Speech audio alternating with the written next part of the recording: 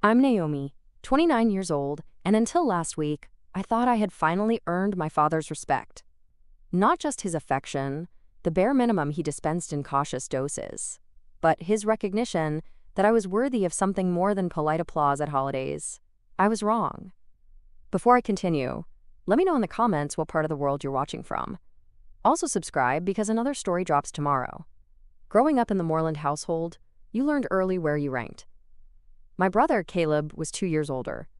Golden child, straight teeth, football scholarship. The son, my father, Gregory, called the future of the Moreland name. I was the daughter who helped with the dishes and got reminded to be reasonable whenever I dreamed too loudly. I wasn't bitter, not at first.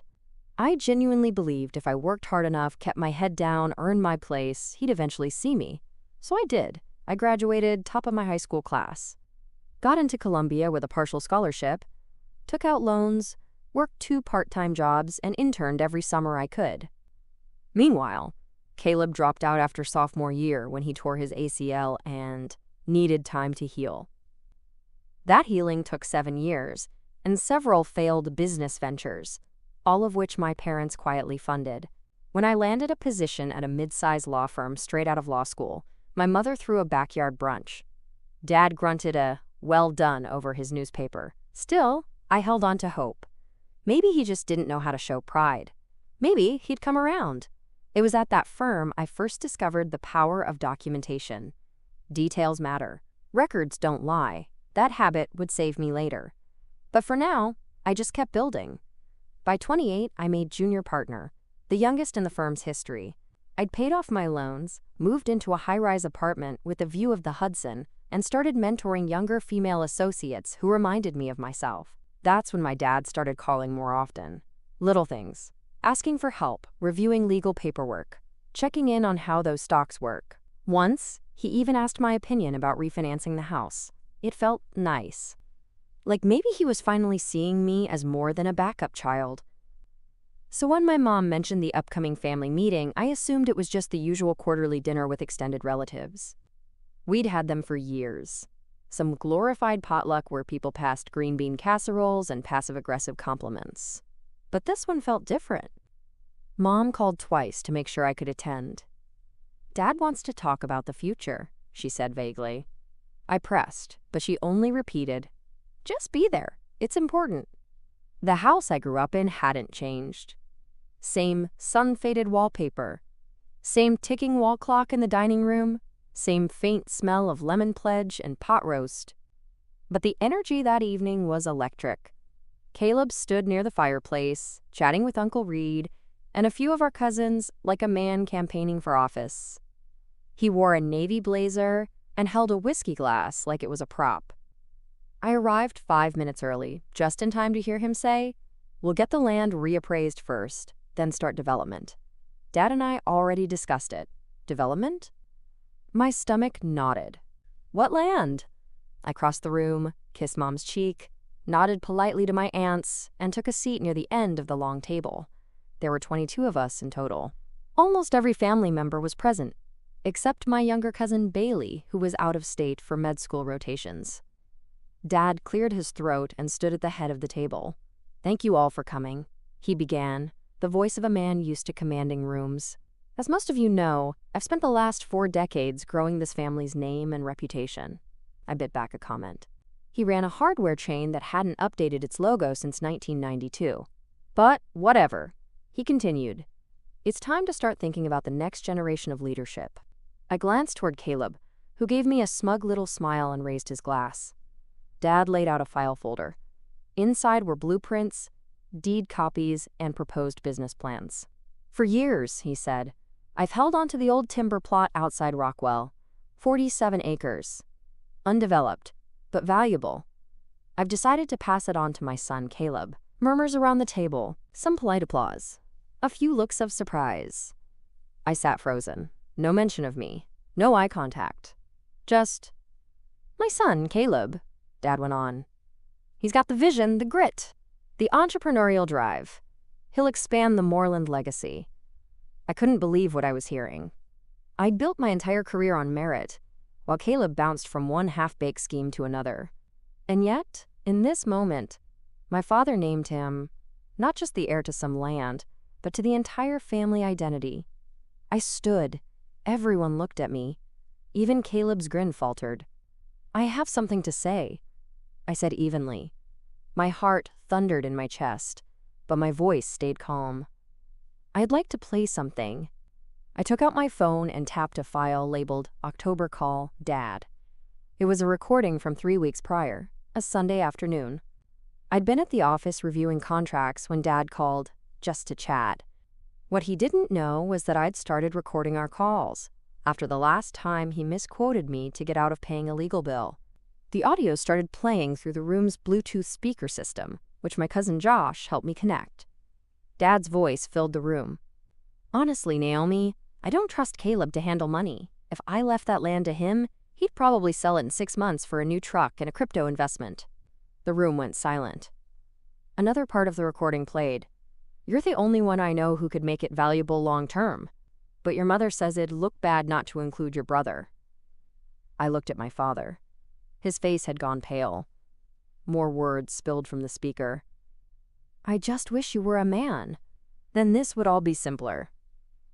But you know, optics matter. Caleb looks the part." My mother gasped. Someone dropped a fork. The recording ended. No one spoke for a full 10 seconds. Then my cousin Danielle whispered, "Oh my God." I sat down, folded my hands, and waited. I'd brought truth into the room. Now I wanted to see what they'd do with it. Dad's mouth opened, but no sound came out. His lips twitched, like he couldn't decide between denial and outrage. Across the table, Caleb's expression hardened. "You recorded a private conversation?" he snapped, rising to his feet. "Yes," I said calmly. "I did." "That's illegal," he barked, looking to Uncle Reed like he expected backup. I shrugged. "Not in New York. One-party consent. Look it up." Caleb's jaw clenched. Dad finally found his voice. "I can't believe you'd humiliate me like this, in front of the entire family." I leaned forward slightly. "No, Dad, I didn't humiliate you. You did that all by yourself." Gasps fluttered through the room. My mother's face was frozen in horror, her hand still clasping the wine glass she hadn't sipped from since the recording started. "You misunderstood," Dad said, his voice now low and measured, like he was trying to clean up spilled oil with a napkin. "I was just venting, speaking out of frustration." "No, you were being honest," I replied. "That's what stings, right? You didn't think I'd ever challenge you. You thought I'd just smile and nod while you handed my brother a legacy I earned." "Earned?" Caleb scoffed. "You've been living in a Manhattan high-rise, drinking overpriced coffee while the rest of us were here grinding." I turned to him. "Grinding? You've managed 3 failed LLCs and borrowed over $60,000 from Mom and Dad in the last 5 years. I've read your credit reports. Want me to bring those too?" Caleb's face turned a deep, angry red. He sat down hard in his chair, muttering something under his breath I chose to ignore. "I didn't mean it like it sounded." Dad tried again. But the damage was done. The family had heard it. The hierarchy had been exposed. And for the first time, I didn't feel like the outsider at this table. I felt like the whistleblower. Aunt Teresa cleared her throat. "I always thought Naomi got the short end of the stick," she said, softly but clearly. "She worked through college, never asked for a dime." Uncle Reed nodded slowly. "Yeah, I remember you saying Caleb was the future, Greg. But Naomi's the one who made something of herself." Dad's grip on the table tightened. "I'm still the head of this family," he growled. "And this is still my decision." "Then own it," I said. "But don't pretend it was ever about merit. You picked your heir based on convenience, not capability." I stood again, this time slower, deliberate. "I don't want your land, Dad. I never did." He blinked, stunned. "But what I do want is for this family to stop pretending I was ever anything other than the backup plan. The one you called when things needed fixing.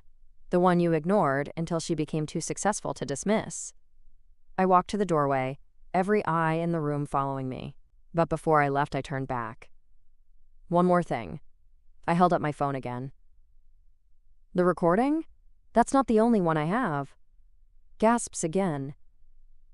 Dad paled further. Caleb shifted in his seat. I've got years of proof. Texts, emails, voice memos. Every time you denied my worth in private but paraded me in public when it suited you. I let that sink in. Today wasn't about revenge. It was about truth. And with that, I walked out the front door. The cold November air hit my face like a baptism. I exhaled, slow and steady.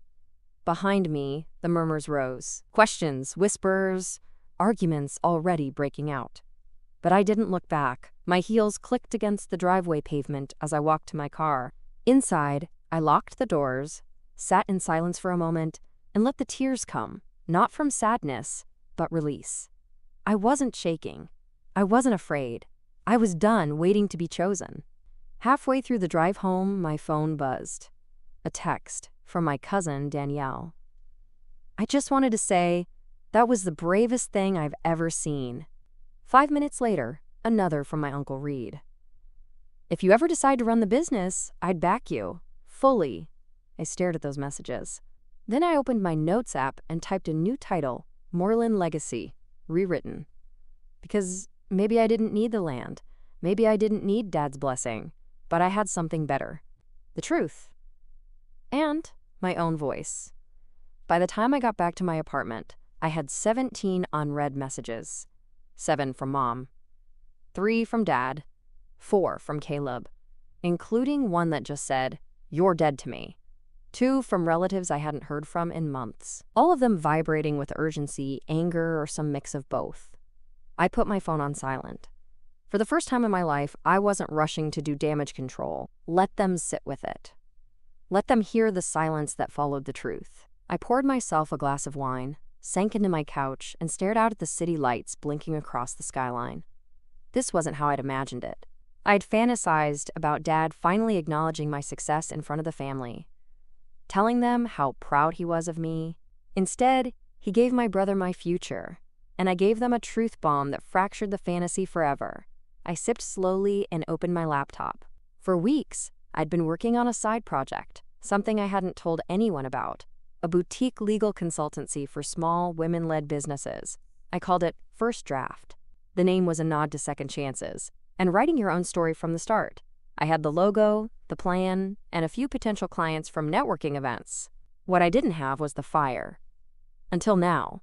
I stayed up until 2 a.m. drafting the launch strategy, filed the LLC registration, bought the domain, booked a photographer for headshots and site photos. By dawn, I'd mapped out the first 90 days of operations. Dad could keep the timberland. Caleb could build his fantasy development empire on swampy soil and half-baked ideas. I was going to build something real.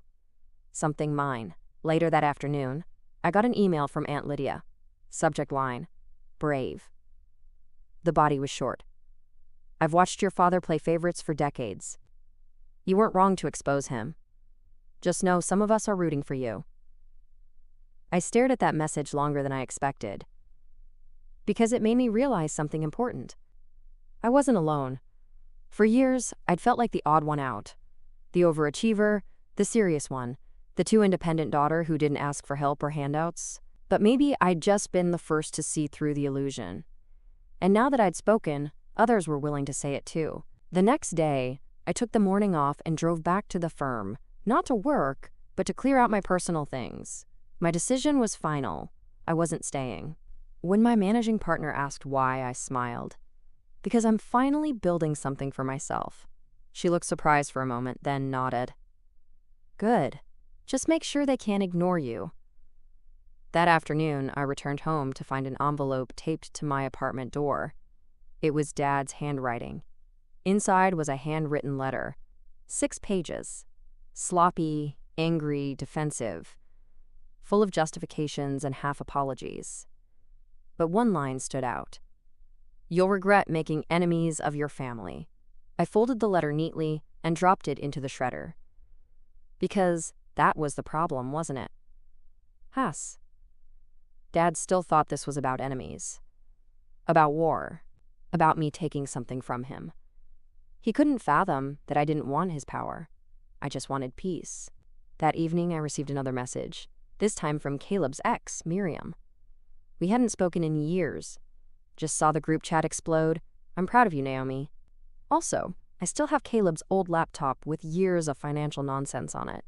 If you ever need receipts, you know where to find me. I laughed for the first time in days. Hard. Not because I needed to use anything, but because it reminded me how many cracks were already in the Moreland mythology long before I pressed play on that recording. They just needed the right light to be seen. I wasn't going to bury anyone, I wasn't going to retaliate, but I was going to protect myself from now on. Because that night in the dining room, what I saw in my father's eyes wasn't shame. It was fear. Fear that the truth might ripple further. Fear that the hierarchy he'd built on silence and favoritism could crumble. And fear that for once, he wasn't in control. He was right to be afraid. Because I wasn't that silent, eager-to-please daughter anymore. I was something far more dangerous. I was free.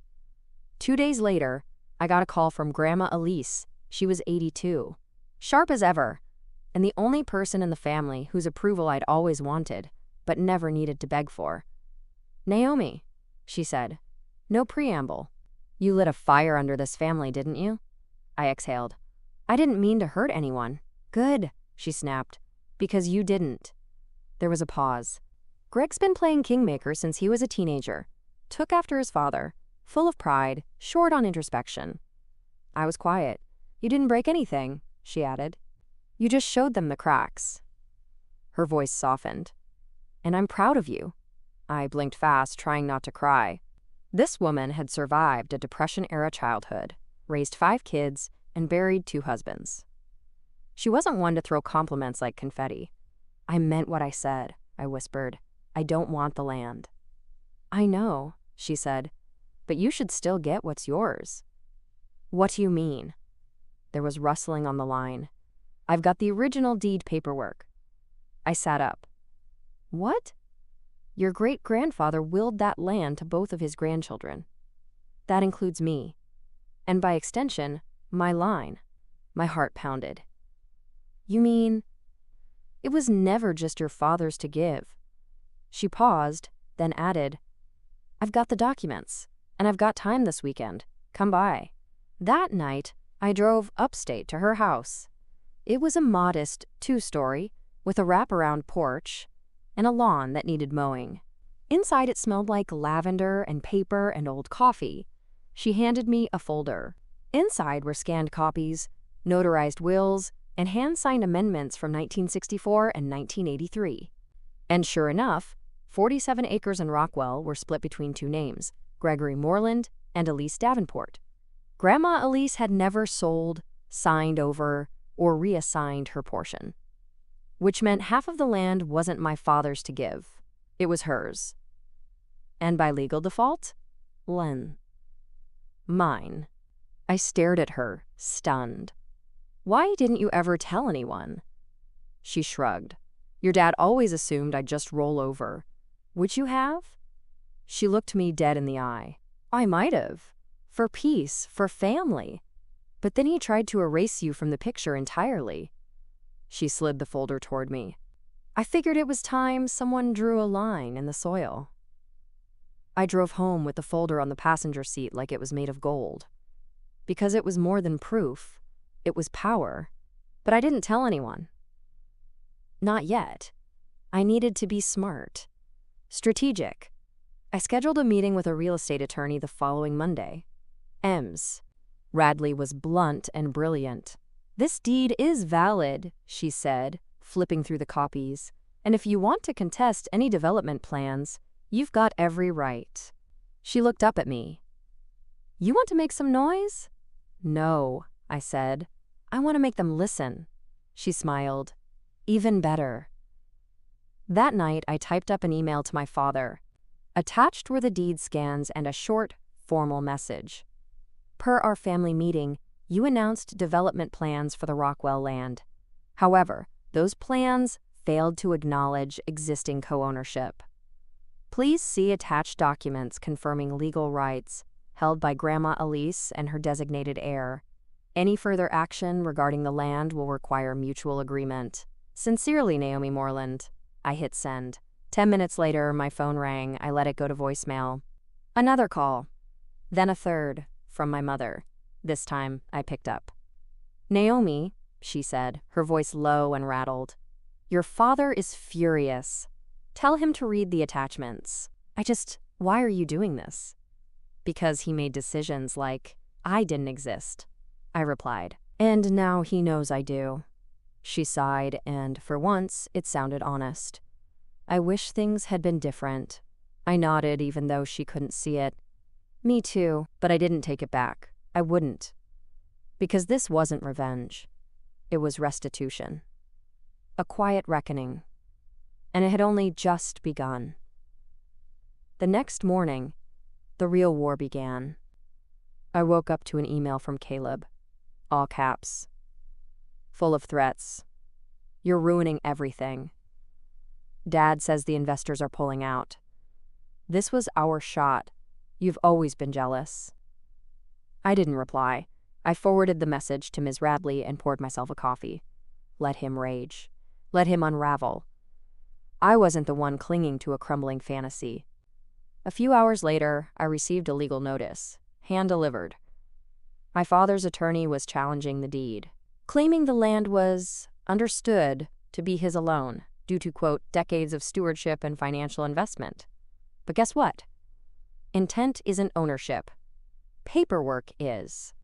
And the paperwork was mine. I called Grandma Elise to give her a heads up. She laughed so hard she had to put the phone down. "That boy thinks charm counts in court?" she finally wheezed. "Oh, honey, we're going to bury them in facts." By the end of the week, I'd filed an official objection to any development of the Rockwell land. My name was on the record. My claim was legitimate. Caleb's development plans froze instantly, and the silence from my father? It was deafening. Until Saturday. That's when he showed up. At my apartment. Unannounced. Uninvited. I didn't let him in. I opened the door just wide enough to block the frame with my body. He looked smaller than I remembered. Or maybe I was just bigger now, in spirit, if not in height. "We need to talk," he said. "We are," I replied. "This is me talking." His jaw clenched. "You've made your point. You humiliated me in front of the family. You blew up a business deal. Are you satisfied?" "Satisfied?" I repeated. "No, not yet." He took a breath, like he was preparing for a court hearing. I made a mistake. That caught me off guard. He rarely admitted anything. "I shouldn't have excluded you," he said. "But this stunt with the deed, that's overkill. It's called accountability. I gave Caleb the land because he needed it. You're already successful." I stared at him. "That's not how inheritance works." He didn't reply. "Besides," I added, "you didn't give him the land out of generosity. You gave it to preserve a narrative, that he's the future, that you made the right choice in your golden boy." He flinched, just a little. I went on. "But he's not. You know it. I know it. And now? So does everyone else." "You think this wins you some moral prize?" he snapped. "No," I said. "It wins me peace." I stepped back and started closing the door. "Naomi," he said, almost pleading, "we're still family." I paused, then looked him in the eye. Family listens. Family respects boundaries. Family doesn't erase their daughter from a legacy and expect her to smile through it. He didn't speak, so I shut the door, not with a slam, but with purpose. And, for the first time in my life, chic. I didn't feel guilt. I felt power. Later that night, Grandma Elise called again. "Heard he came crawling." "Not crawling," I said. "Just squirming," she cackled. "That's close enough." "I don't want to fight forever," I admitted. "I just want fairness." "You've already started something bigger," she said. "Whether you realize it or not." "What do you mean?" "This family's been dancing around the same bad patterns for generations. But you're writing a new chapter." I didn't reply. I was too busy writing, literally. filling out the final drafts of the documents that would split the Rockwell land into 2 parcels. One for my father, one for me. Legally equal, irrevocably independent. And the best part? I'd already reached out to a conservation nonprofit. They were interested in turning my share into a protected green space. No condos, no strip malls, just trees, walking trails, and a legacy my father would never understand, but one I could be proud of. 3 weeks later, the paperwork was finalized. 47 acres officially divided. 23.5 to Gregory Moreland. 23.5 to me. The county clerk's seal made it real, and while Dad simmered in his loss, I didn't gloat. I didn't need to. I had something better than a podium speech or a family toast. I had control. The conservation nonprofit sent their proposal the same day. They offered to purchase development rights, not the land itself, with a legally binding contract that would protect it from future construction. I accepted. The payout wasn't massive, but it was enough to launch my consultancy without touching my savings. Enough to plant something lasting. And poetic. Caleb, meanwhile, tried to rally support for a new venture. A friend of a friend with drone footage and big ideas. But no investors, no permits, no land. Eventually, his emails to local developers stopped. My inbox stayed busy, first draft was live, and within a month, I'd signed 4 clients. All women, all brilliant, all tired of being underestimated. Helping them build felt like therapy. Better than therapy some days. Because each business plan I reviewed, each contract I tightened, was one more brick in the wall I'd built between me and the girl I used to be, the girl waiting to be chosen. Now, I chose myself. The night of my official launch event, I stood in a rented rooftop space, surrounded by city lights and soft music. I wore a deep green suit Grandma Elise had helped me pick. And when I gave my short speech, I didn't talk about my family. I talked about resilience, about ownership, about how every woman in the room had a right to take up space and hold it. Afterward, I found a quiet corner to breathe. That's when Olivia approached, my brother's wife. We'd never been close, but she looked nervous now and determined. "Hi, Naomi," she said. "Do you have a second?" I nodded. She reached into her purse and pulled out a flash drive. "I don't want to be involved in anything, but you should have this." I frowned. "What is it?" "Proof," she whispered. "Of the money Caleb took from your parents over the years. Loans, accounts, some stuff he funneled through their names. I didn't know at first. But after your recording, I started paying attention." I took the drive carefully. "Why now?" she exhaled. "Because you're not the only one who's tired of pretending." Then she left. I didn't know if I'd use the files. Maybe I would. Maybe I wouldn't. But the fact that she gave them to me? Kada! That was power. That was shift. I didn't need to expose anyone else to prove my worth. But it was nice to know I wasn't the only one watching anymore. A week later, I met Grandma Elise for tea. We sat on her porch watching the leaves fall in quiet swirls. "I heard about the nonprofit deal," she said with a smile. "Proud of you." I sipped my tea and nodded. "I'm proud of me, too." She leaned over and patted my hand. "You gave this family something it's never had." "What's that?" "Consequences." I laughed. But she didn't. She meant it. And I felt it. That deep, final settling of something that had been rattling inside me for years. Later that night, I recorded a short video message. Not for social media, not for followers. Just for me. And maybe for anyone who's ever felt like the silent one in the room. "Hi, I'm Naomi Moreland. For years, I tried to earn a place at a table that was never built for me. I worked harder, got louder, sharper, nicer, until I realized I didn't need their seat. I needed my own table. Sometimes the truth doesn't fix everything. Sometimes it breaks it all open. But that break, that's where the light gets in. If you've ever had to fight for recognition, especially from the people who were supposed to see you from the start, drop your story in the comments. And if this meant something to you, het nie patten. Hit subscribe, there's more to come. Tomorrow, and every day after that.